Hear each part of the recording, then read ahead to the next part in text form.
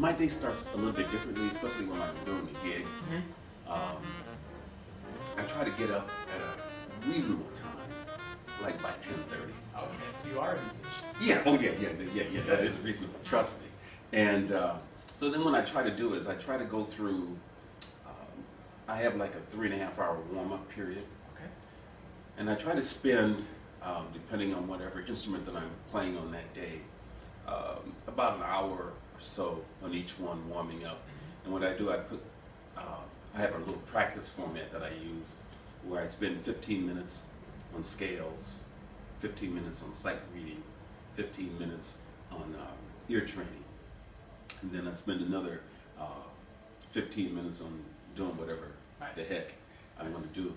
So I try to split it up so that I can able to push warm air, good thoughts through the horn, and hopefully the horn will feel like playing that day. So I do that for all the instruments that I'm going to technically play that evening. One of the biggest challenges with playing saxophone, just outside of the breathing, are the reeds.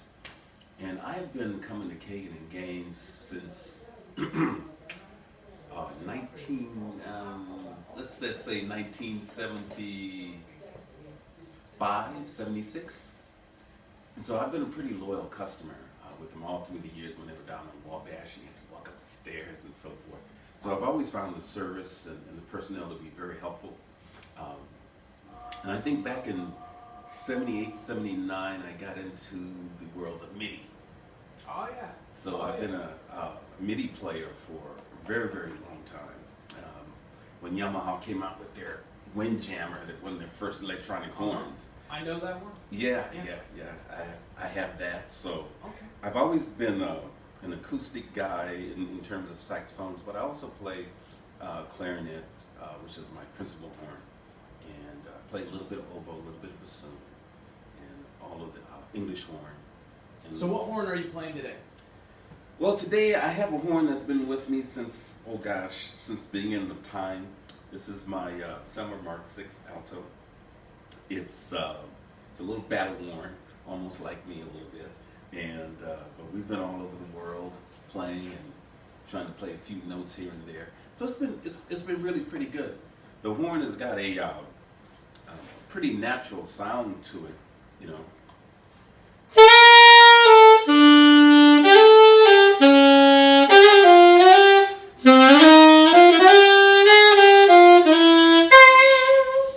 And what mouthpiece and reed is that?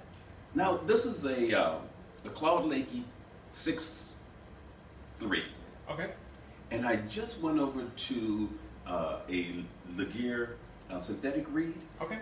I was out in Nam and I tried them. And I said, okay, it's a little different. My big thing with the cane reeds is that it's a crapshoot these days, unfortunately. And I don't want to say I'm kind of cheap, but when I go out to buy reeds, I have to spend $200 or $300 at a shop because I buy multiple boxes. Okay. And if I'm lucky, if I get 3 or 4. Wow. So that kind of has bummed me out for many, many years. So I decided, let me try this.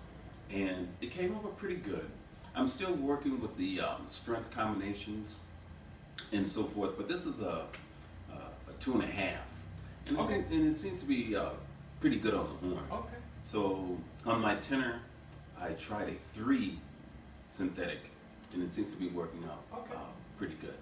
So I don't know, before I leave here today, if you guys got any synthetics, I may have to get one for my soprano. Yeah, we'd love to show you what we have. Yeah, So, absolutely. Man, we would love to hear some music too. What do you want to play for us starting off?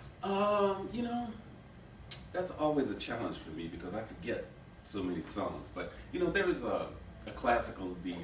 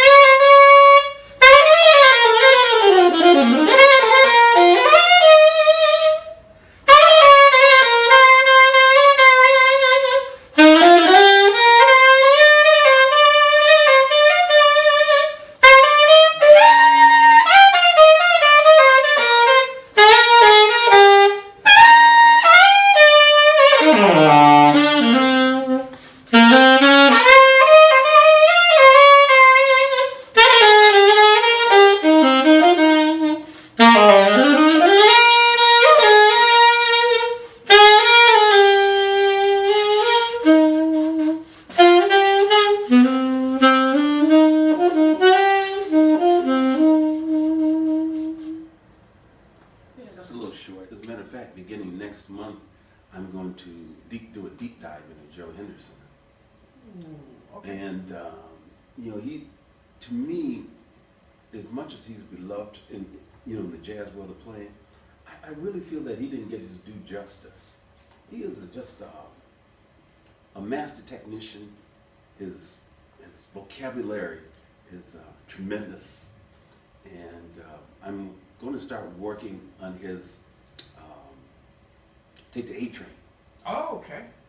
So that's going to be a challenge. And we're talking like you're gonna try to transcribe what he's done, or Well, I want to take a look at he's got a very unique harmonic structure to solo, which I think is really, really interesting in terms of how he interprets going through the changes okay. of a song, which I find to be very, very interesting. And his technique is just out of this world as far as I'm concerned. He's just fabulous. So I'm going to do a deep dive into him beginning Cool. March the 1st, and hopefully I'll survive. And where are you playing? Man, I am playing all over the country right now. Okay. I'm kind of running some little dual roles here. Okay. I manage a contemporary R&B artist out of Detroit, Michigan, Okay. by the name of Nishan Young, Uh-huh. and she's doing really, really well. So I'll be out with her a lot. I'll be out with my group along with an amazing trumpet player by the name of Mr. Sam Hankins, who played with Clark Terry and all these greats like that, Al Jarreau, Aretha Franklin. And in the band with me is Mr. Self Black on keyboards, and he's a Grammy Stellar nominated arranger producer. Mm-hmm. I've got Dr. Will Howard on the bass, who's one of the co-founders here of the Chicago bass players situation. I have on drums Mr. Anthony Singleton Okay.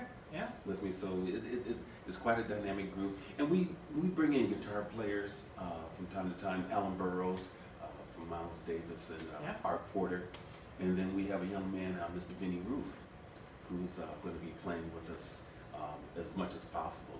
Just an amazing guitar player. So the group is it's a pretty self-contained group. All the guys write, all the guys read, and they play exceptionally well. So we have a lot of fun on the Cool. gig.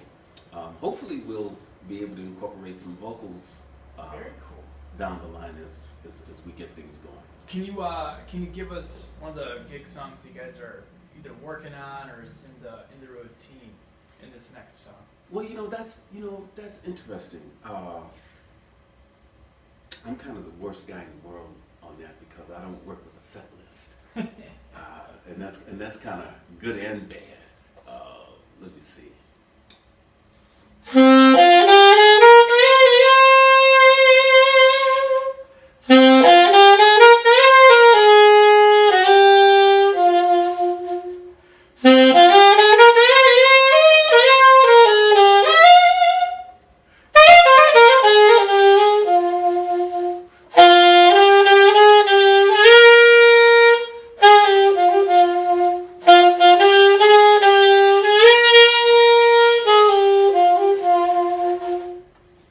That's a little bit of Wish Upon a Star, let's say Wish by Rolls Royce.